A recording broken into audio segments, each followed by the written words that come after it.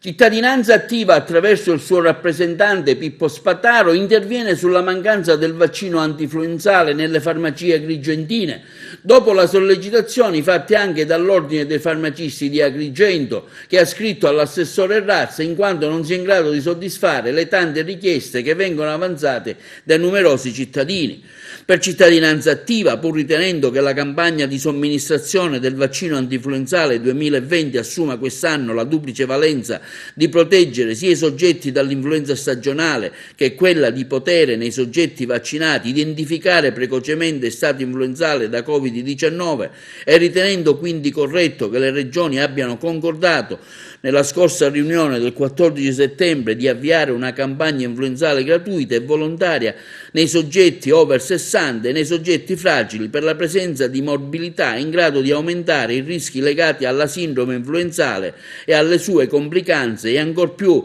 poter intervenire precocemente nei casi sospetti di infezione di Covid-19. Riteniamo fortemente lesivo del diritto della salute dei cittadini non fornire alle farmacie quantità adeguate di vaccino antinfluenzale da destinare alla vendita dei soggetti under 60 anche in assenza di comorbilità che per motivi di lavoro e per esigenze familiari sentono di essere maggiormente esposti al rischio di contrarre l'influenza o il Covid-19, con gravi rischi per la propria salute, ma anche quella di favorire inconsapevolmente la diffusione della pandemia. Esortiamo ulteriormente un maggiore coinvolgimento dell'Ordine dei Farmacisti e dell'Ordine dei Medici di base, afferma Cittadinanza Attiva, anche a livello regionale affinché si possa risolvere nel più breve tempo possibile questo grosso problema che tiene con il fiato sospeso in attesa di sagge decisioni una grande fascia della popolazione. Noi come Cittadinanza Attiva, conclude il comunicato stampa, saremo sicuramente a fianco dei cittadini, dei farmacisti, dei medici,